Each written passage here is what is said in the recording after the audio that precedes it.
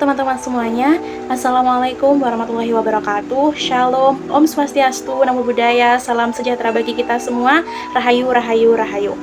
Perkenalkan, nama saya Durani Akma Putri Ardian dari Prodi S1 Ilmu Administrasi Negara dengan NIM 23040674114. Nah, pada kesempatan yang luar biasa kali ini, saya akan mempresentasikan hasil poster saya dengan tema yang saya ambil itu mengenai Indonesia Emas 2045.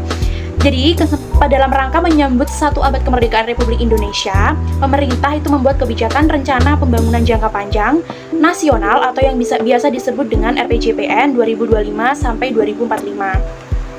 Nah, visi dari kebijakan tersebut yaitu negara Nusantara berdaulat, maju, dan berkelanjutan. Menurut CNN Indonesia, pada tahun 2045, penduduk Indonesia akan mencapai 324 juta penduduk dan akan menduduki peringkat ke-6 di dunia dengan jumlah penduduk terbanyak.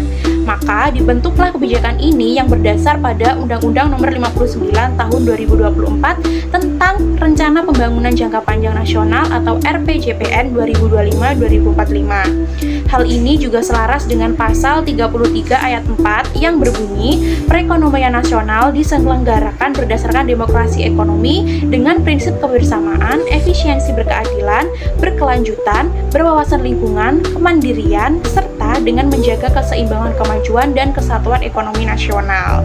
Nah, pasal tersebut selaras dengan prinsip RPJPN dalam pembangunan nasional jangka panjang.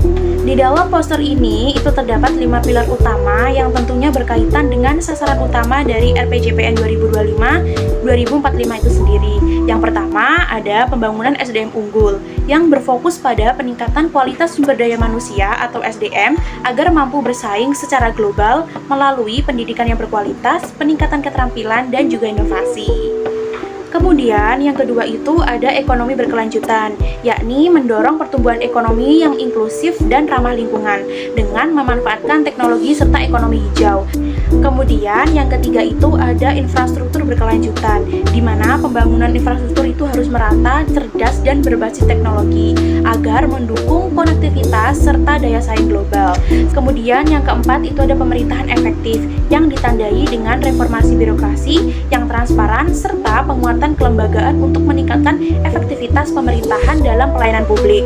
Selain itu, pemerintah juga ingin meningkatkan pengaruhnya di dunia internasional dengan penguatan diplomasi internasional dan kepemimpinan global. Dan kemudian yang terakhir itu ada ketahanan sosial dan juga budaya dengan memperkuat identitas nasional, nilai-nilai Pancasila, serta kerukunan sosial agar Indonesia tetap harmonis dalam keberagaman.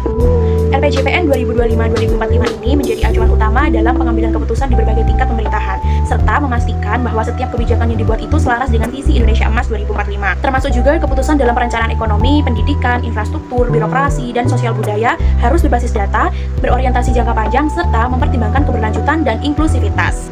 Dengan demikian, RPJPN ini berperan sebagai pedoman strategis agar kebijakan yang diambil itu bersifat terarah, efektif, dan berdampak luas bagi pembangunan nasional. Sehingga kebijakan dalam RPJPN 2025-2045 ini bertujuan untuk menyelesaikan ketimpangan kualitas SDM, pertumbuhan ekonomi, infrastruktur yang belum rata, birokrasi yang kurang efektif, serta tantangan sosial dan budaya dalam menjaga persatuan nasional demi mewujudkan Indonesia yang maju, berdaya saing, dan juga berkelanjutan.